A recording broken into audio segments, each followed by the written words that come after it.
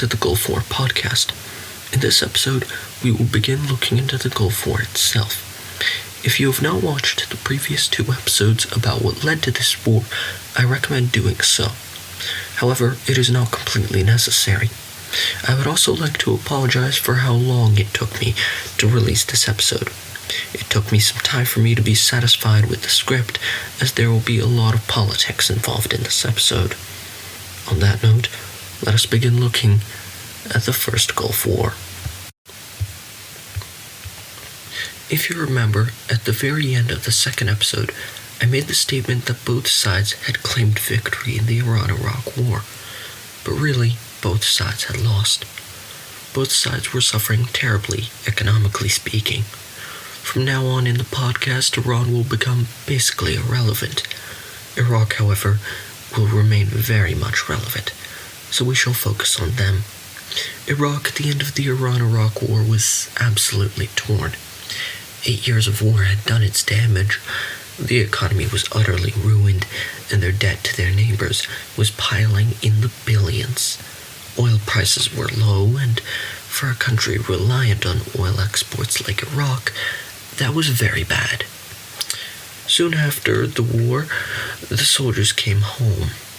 Very quickly, Saddam Hussein realized he doesn't need an army of this size, so he demobilizes 200,000 soldiers from the army. These 200,000 must now find jobs, and in war-torn Iraq, that was hard, and so public unrest got even worse. Alright, forgot to mention, there was a lot of civil unrest at the time in Iraq, due to the war wreaking havoc upon the economy, making everyone take a dip in income. Iraq now had one thing, however: influence. Iraq, you see, had gained quite a lot of influence, as it became quite popular in the Middle East. However, it definitely didn't have the most influence in the region at the time, going to Iraq's southern neighbor, Kuwait. Kuwait was a small, oil-filled, rich country at the time, deemed to be the home of all Middle Eastern projects and the hub of the Middle East. Historically, Kuwait and Iraq didn't get along very well.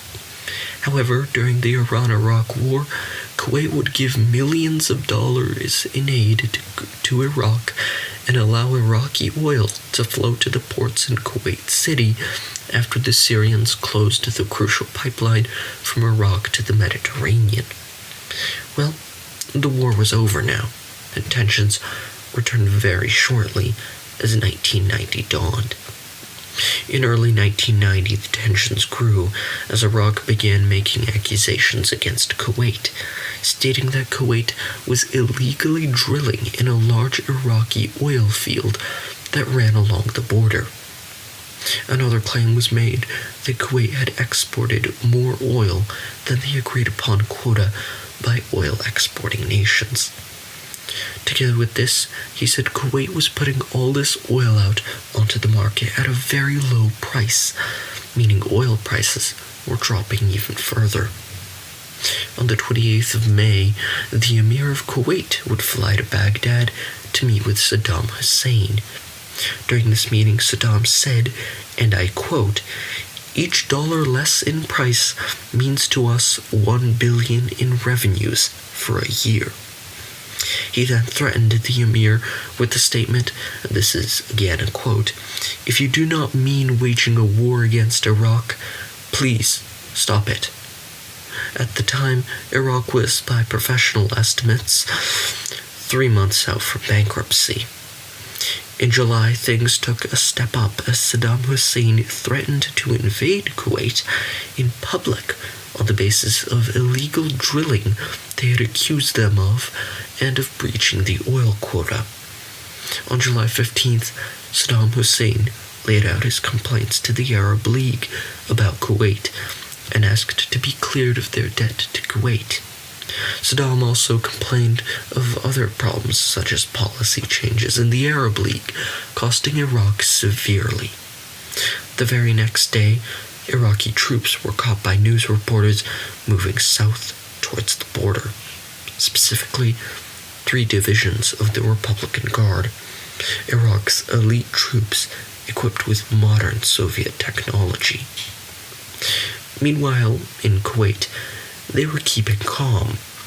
No mass mobilization was made, and it was still business as usual. On the 24th, Egyptian President Hosni Mubarak arrived in Baghdad. Mubarak had been sent in by the US and the Arab League to try figure out Saddam Hussein's intentions. So as they sat down in one of Saddam Hussein's palaces in a large empty room, Mubarak asked Saddam if he intended to invade. Saddam said no, but not to tell the Kuwaitis. Mubarak, having left the palace, quickly phoned President Bush to say Saddam was bluffing. Mubarak then went on to Kuwait to meet with the emir. When they met, the emir was visibly shaken. As soon as they were left alone, the emir told Mubarak they couldn't pay at the moment. And so Mubarak told the emir Saddam was bluffing. Many Arab leaders were also talking that Saddam was bluffing and that no Arab nation would ever invade a fellow Arab nation. After the U.S. ambassador to Iraq met with Saddam Hussein, she reported back to Washington that this would probably be resolved diplomatically and that Washington should back off. And so the U.S. did just that. On the 31st of July, Saddam Hussein flew to Jeddah, where he would meet with Mubarak. The purpose of this meeting was to try to resolve the issue. The meeting would end with Iraq demanding $10 billion from Kuwait as repayment for the lost revenue, making it very clear to the world that this was simply Saddam Hussein's get-rich-quick scheme. Kuwait offered just $500 million as a counteroffer. Iraq wasn't pleased by this.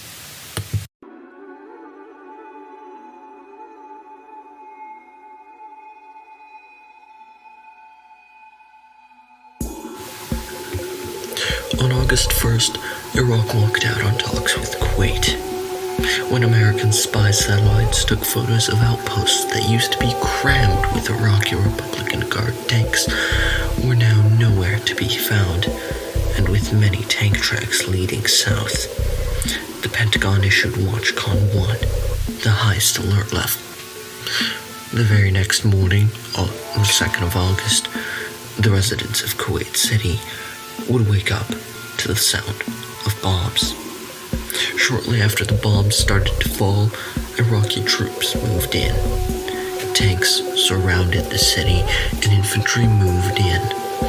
Combat would last for just 36 hours, killing 4,000 Kuwaitis and giving just enough time for the government to flee into Saudi Arabia, together with 350,000 Kuwaiti refugees. On August 3rd, at 11:11 a.m. local time, the final radio transmission was sent from Kuwait City, saying, "Arabs, brothers, beloved brothers, Muslims, hurry to our aid."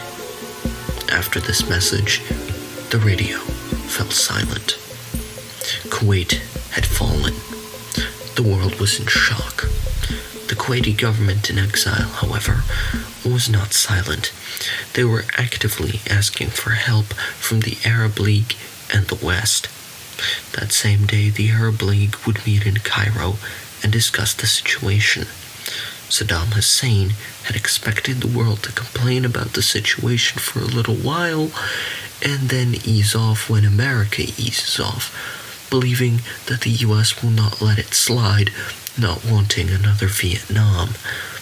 However, a resolution was drawn up calling for Iraq to leave Kuwait immediately and showing hints that the Arab League would intervene if Iraq failed to leave, with some Arab League troops being deployed to Saudi Arabia to ensure its security, with Egyptian troops comprising the majority of the force. Only Iraq, Libya, and the PLO, Palestinian Liberation Organization, opposed the resolution. However, the resolution still had a majority in favor. British Prime Minister Margaret Thatcher and U.S. President George Bush met in Aspen that day to discuss what to do. Bush had the idea of appeasement by just shrugging off Saddam's actions, as the mistakes of Vietnam were still fresh in the minds of the American people. The Iron Lady, however, was having none of it. She said that Saddam must be punished to the moment when he regrets his actions, to the point where he never tries anything ever again. In the end, Thatcher's idea came out on top. Soon meetings would begin in the Department of Defense. The first concern that had to be addressed was the CIA report that there were now 140,000 Iraqi troops on the Saudi Arabian border. The conclusion was that the idea that Saddam planned to continue his advance couldn't be ruled out. Now the question was, were the U.S. willing to liberate Kuwait, let alone defend Saudi Arabia?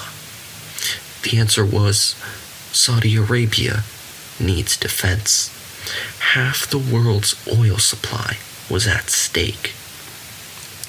On the 6th of August, Bush returned to Washington, and as he addressed the press on the White House lawn, having stepped out of Marine One, he said, "This will not stand," in reference to the Iraqi invasion.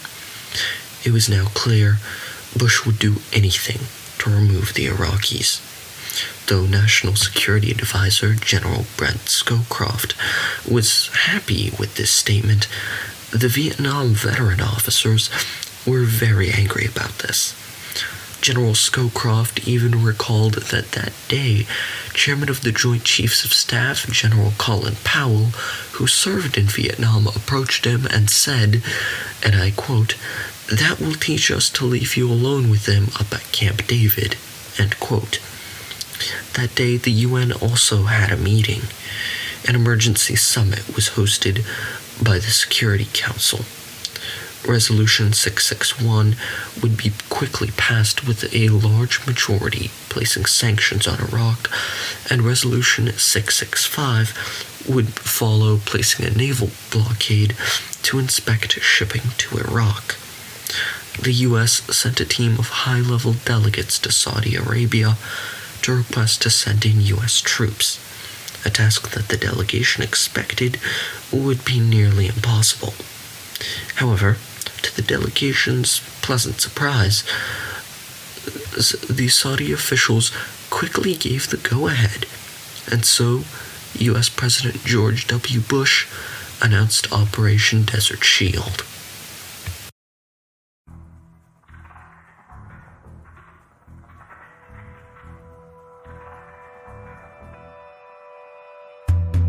The U.S. 82nd Airborne Division, the Marine Corps 1st Expeditionary Force, and 2 U.S. Air Force squadrons were heading to Saudi Arabia, with the first troops landing on August 7th, just hours after Bush's announcement.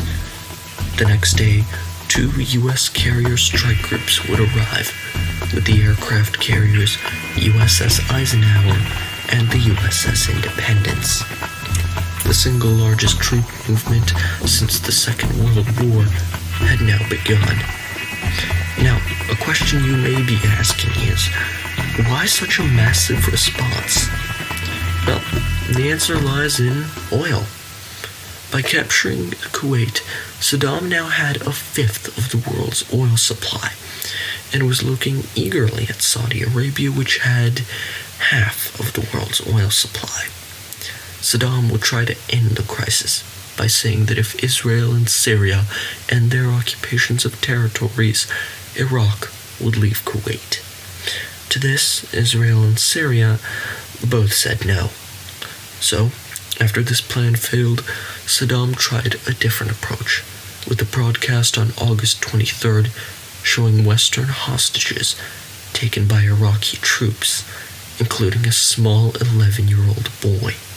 using the hostages to try to prevent the oncoming war by having them as practically human shields. However, Saddam's plan backfired, and instead, public outcry occurred and more troops were deployed to the Gulf, and international criticism of Iraq grew. On the 28th, Saddam Hussein would make another broadcast. It was the announcement of the annexation of Kuwait. This drew in even more criticism from the international community against the Iraqi government. September came, and on the 1st of September, Iraq, in an attempt to calm tensions and get the international community back on Iraq's side, they released 700 British and other Western hostages. The next day, the UN Secretary General, having gone on a trip to Baghdad, would leave Baghdad, having failed to convince Saddam to pull out of Kuwait. On the 9th of September, the US and Soviet leaders would meet in Helsinki to discuss the Iraqi invasion. In the end, no large solution was reached, besides the two sides vowing to continue trying to convince the Iraqis to leave Kuwait peacefully. The Soviet Union, a longtime ally of Iraq, promised not to intervene if the coalition invaded Iraq, as the Soviets didn't wish to ruin their newfound friendliness with the US in the post-Cold War world, and also made another plea to Iraq to leave Kuwait in a joint press conference. All the while, Kuwait was witnessing war crimes happen to their people. Executions, torture, rape, and looting by Iraqi troops was widespread. On September 14th, Britain and France announced they will join US troops and Arab League troops in Saudi Arabia. October came, and President Bush spoke with the US Congress to authorize more troops to deploy to the Gulf. Congress approved.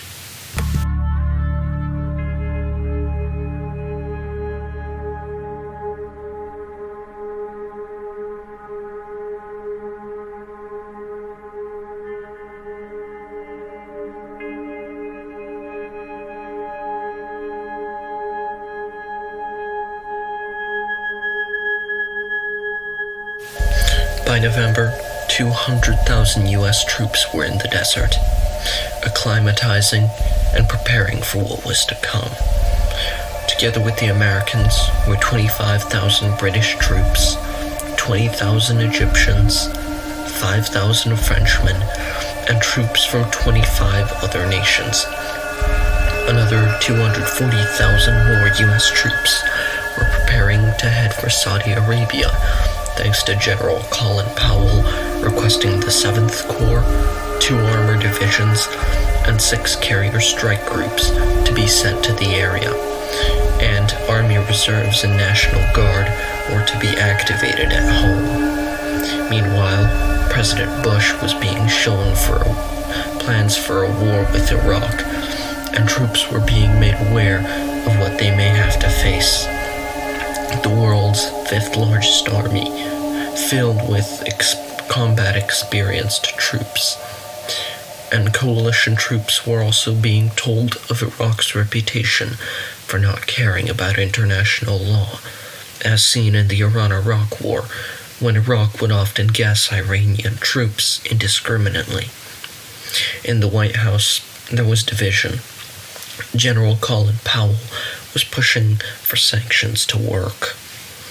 They just need to keep the troops in the desert for 2 years. General Norman Schwarzkopf, the man in charge of Operation Desert Shield, had said that they expect at least 10,000 casualties if war were to break out, and they could only charge head-on at the Iraqi positions due to the fact that they would run out of oil trucks and oil if they were to try and flank the Iraqis. British Prime Minister Margaret Thatcher, meanwhile, wanted to make sure that war came soon, to show Iraq that they mustn't be an aggressor, and to show any other potential aggressors what will happen to them. The reason why there was such a difference in opinion with generals ironically wanting the peaceful option is because they had all served in Vietnam and remembered how it all went wrong, compared to President Bush, for example, who himself served in World War II and thought that force must be met with force. Otherwise, a war similar to World War II could occur. On the 19th of November, news came that 200,000 Iraqi troops were being sent into Kuwait and some sent to the border with Saudi Arabia, where they dug in, and behind their positions, a little ways back, there was a second line of defense. A mighty and fearsome defensive structure had been constructed, an absolute death trap. This naturally worried coalition generals of a potential offensive. However, on the 29th of November, the UN accepted Resolution 678, stating that all Iraqi troops must leave Kuwait by January 15th. By January 15th of 1991, And then if Iraq fails to withdraw by that deadline, the coalition had legal clearance to begin hostile operations against Iraqi forces. Now the clock was ticking and the wait was on. More troops were pouring into Saudi Arabia every day. In the US, people weren't happy. People had the impression that this was going to be a war for oil, and they didn't like that. President Bush now faced a giant challenge, convincing the American people that this had to be done. Attempts would be made to gain support by highly publicizing Iraqi atrocities in Kuwait, demonizing Saddam Hussein, and trying to explain the dangers of Iraq's actions. But many just didn't believe it, having seen what happened in Vietnam. Iraq would make a few more attempts to stop the clock. Firstly, with the release of all British hostages on the 10th of December. Throughout the month, Iraqi delegates tried to convince the U.S. that if U.S. and allied troops leave Saudi Arabia, Iraqi troops will pull out of Kuwait. Out of distrust and concern for Saudi Arabian security, the U.S. shot down the idea. Now, New Year's had come. It was now 1991. The deadline was drawing ever nearer. War was seemingly inevitable.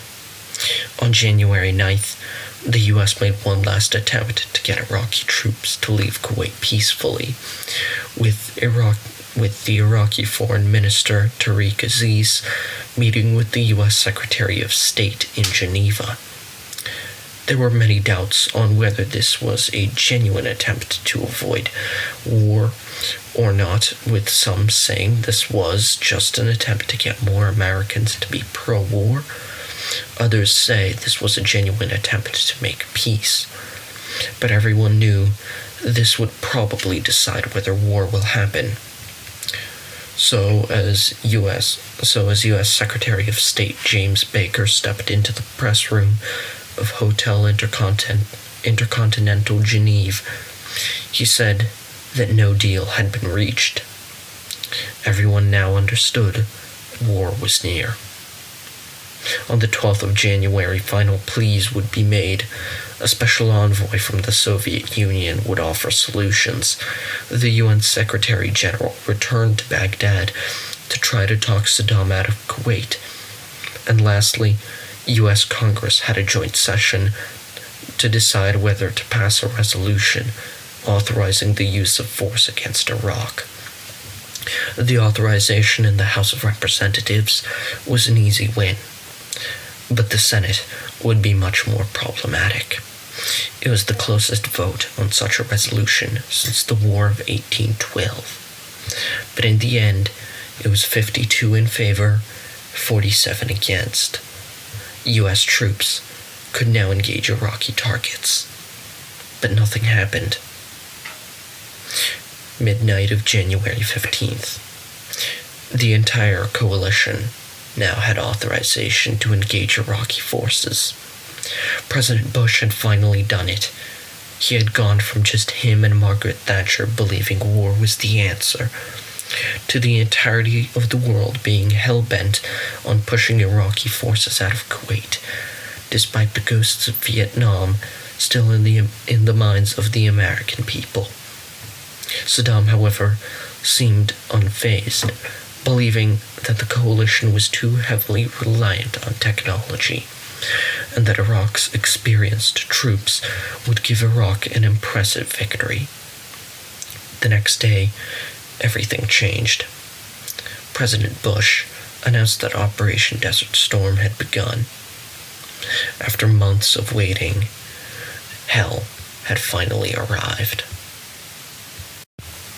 Thank you for watching this episode. I hope you have enjoyed it. Please like, subscribe, and share the video. It would be really nice if you filled out the survey. The link is in the description. This helps me improve the podcast, and in fact, some of the suggestions from episode 1 have already been added, such as background music and some transitions. So anyways, I hope you join me next episode as we begin looking into the combat operations of the Gulf War. So until next time, goodbye.